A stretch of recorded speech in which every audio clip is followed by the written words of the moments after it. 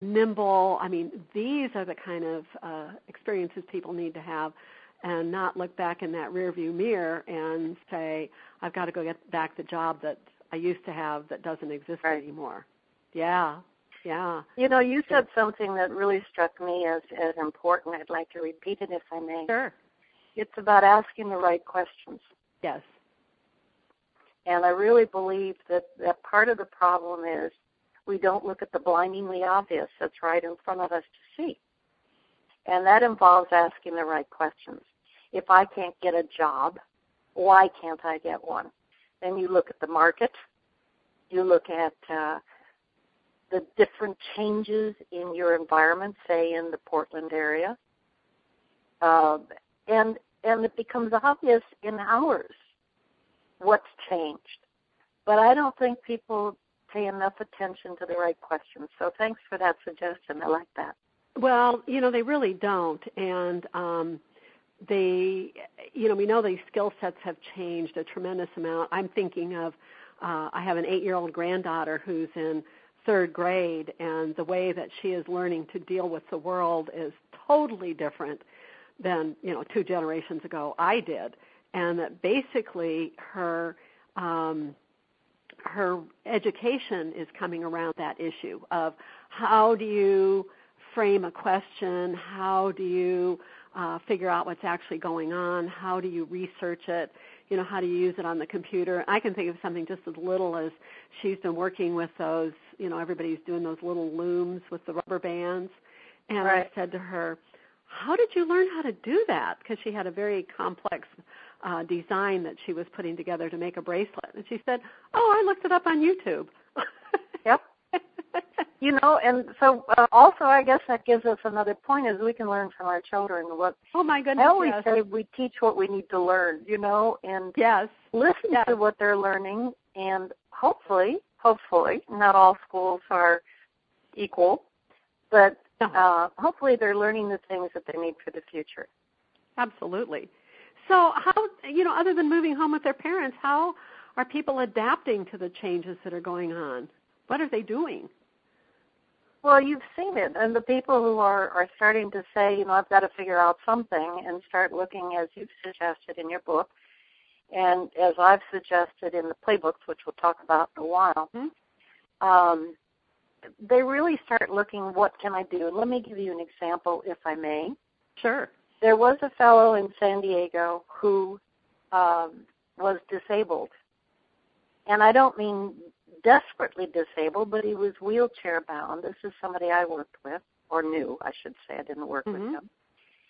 And he was desperate for work and stuck at home. And I said to him, do you think this could be an advantage? And he said, what do you mean? I can't even get out of a wheelchair. And I said, but you know what? Working from home for people who have the talent and the skills is hot. Yes, it so is. Let's look at the companies that are placing people who can work from home and what the areas are that might appeal to you.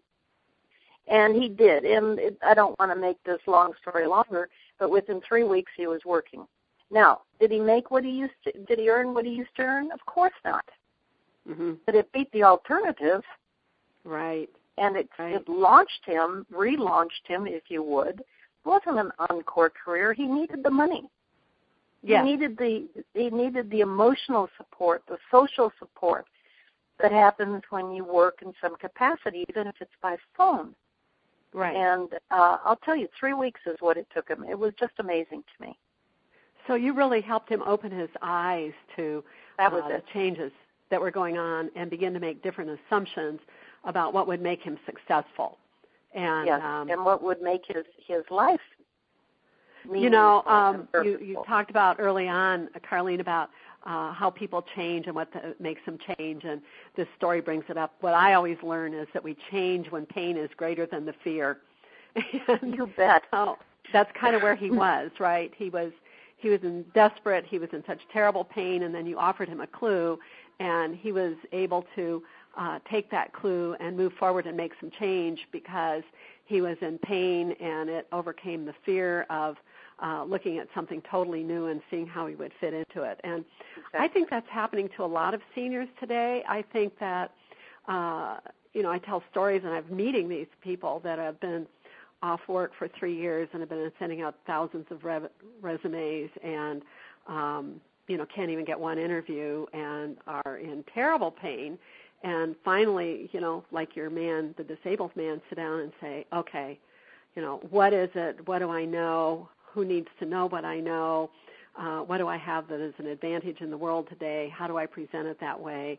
And, are finding ways to employ themselves, if not be employed by someone else. And that's right. You have to make that change. So, and pain is a powerful motivator, so I would agree with you that that's one of them. Some of us, and I think you might be one of these, it's curiosity. Yes, big one, big requirement. So you talk a lot about learning as a key to success, so talk about that in context of what we're talking about.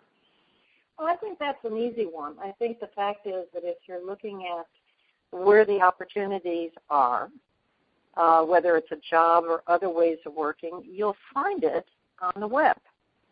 And what you do is you first study what are people looking for. Because bottom line, if you don't have what they're looking for, I don't care how good or how powerful you were in the past. And then there are other things that will help you learn. How do you negotiate? For example, counselors often teach job interviewing, don't they? Mm-hmm. But do they give people sales training? You are selling yourself. So learning has many dimensions. It can be actually a formal class. It can be studying the market and seeing what you're missing. It can be online. It can be new skills such as learning that in order to get somebody to buy what you have, you better understand more about selling than strictly interviewing. So that, that's kind of a nutshell approach to it. But I think when we hear the cliche that learning is a lifetime, listen to it because it's true. Yes. So you've also said that work is to the 21st century what jobs were to the 20th century. So does that mean that you're that each of us is responsible for managing his or her career in ways that we weren't responsible in the past? Is that what that means by that? Well, in part, of course it does. It means your career is your business, not your job. Mm-hmm. And so you're going to have to learn to manage it as though you were managing a business, which means you have to understand some of the basics. For example, I always tell people, look up SWOT analysis, SWOT, online, and you will see a very easy model to figure out at least a starting point for you. But here's what I meant by it, and it really comes full circle with what you said. We know that over a third of work today is done by people who are not in traditional jobs. By the year 2020, in working with a lot of the people that I'm privileged to work with on a day-to-day basis, we know it will be between 40 and 50% of what used to be a regular full-time workforce. So why would you miss the opportunity to look at all the different ways there are to work? So jobs is one way of working, one way.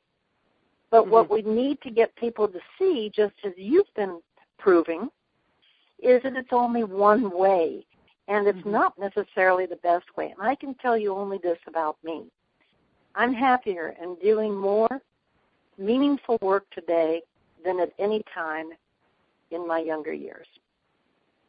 I feel the same way. You can't see me smiling over the radio, but I'm smiling. Yeah. I totally agree with you. Isn't that a great gift? Yes, it is a great gift. Aren't we lucky? Well, I don't think we're lucky. I think it's a gift we gave ourselves, and there's some luck involved, but most of it is figuring it out, isn't it, and doing it. Yes. And not only that, I'll go as far as to say I think that the health of the economy keeps being measured on how many jobs there are, and then we turn around and the jobs that are being created are all at minimum wage. So what health is that? And I keep saying we should figure out a way in our metrics to be measuring work created, because there's a whole lot more work created than there are jobs being created. Like you, I have that statistic that a third of work being done today is being done by solos and freelancers. And, if you are self-employed as a solo today, you're not considered to have a job. And I think that's absolutely crazy. So, well, now I'm going to insult our governors are nonsense. They're not only wrong, they're misinformation. Yes, I think so. The problem that we have is everybody advertises those numbers, and so for a moment, everybody goes, well, it's better. But it isn't better. It's different. Yes. And we're measuring the wrong things. So bottom line, we've got to get the government to catch up. But you know what? They won't catch up quickly. No. Because that's how government works. Yes, it is. Yes. And so I don't mean to ever insult any working person in any field, anywhere. But come on, let's not be fooled by the obvious. Yeah, they're measuring the old paradigm, and the new paradigm is well underway. As you say, it that's started right. back in the 70s. That's 40 years ago. It's well underway, and the old measurements are still standing there as to give us an idea of how healthy things are, and they don't mean anything. So talk about your business. You have some wonderful messages to give, and how do you carry out your business and get your message out? Well, actually, I don't have a business. Okay. I have a commitment to doing something that matters. And fortunately, I've been doing it long enough now, Jackie, that people like Jay, who recommended me to you, know me. I'm not trying to use social networks. I know how to use them. I can teach it. But I don't care anymore. Remember what I told you about my age? At this point, I'm more than satisfied to have a small circle of people who, not like me, but like them, like you, are the influencers. Mm-hmm. So you might say that my whole goal is to connect with people like you, to help those of you who have businesses improve their businesses. And toward that end, I've been blessed. I have lots of friends in many places. Oh, that's great. That's really great. So I know you're reaching some people in this and help. I do, and that's what I was trying to lead into the playbooks that I've been writing and co-writing. I'm really excited about these. I'd love to do one with you for Oregon because I think people respond to their local environments better than they do to a story from somebody in New York, right? Yes. But the playbooks came about in a strange way. I saw the movie Silver Linings, the Playbook. Have you seen it? Mm-hmm. Yes, I have. Mm-hmm. And I went, it was like a bingo moment. I went, that's it. I've been trying to tell people I need to show them. Mm-hmm. And so I went to the San Diego Mature Workforce Coalition, which is a group in San Diego that I've been involved with since day one, and said, how would you feel if we created a playbook by people in San Diego who have to work in other ways than regular full-time jobs? Mm-hmm. And I'll tell you, they responded. The San Diego Mature Workforce Coalition, in fact, if people want to look them up, they have a website, and the playbook's on the website, and it's free. Mm-hmm. And it's a series of stories by people who found new ways. So here's one of the stories. One of the fellows we interviewed had been a tile setter. Very smart man, 58 years old. His knees were starting to buckle. And he said, I realize I need to work for many years, and this isn't going to get me there. And he did go back to school. He went back locally to the community college, or one of the schools there, I wish I could remember exactly, and studied phlebotomy. Another one had been, this is a crazy story, I love it actually, wonderful story. He was named Employee of the Year in his executive role.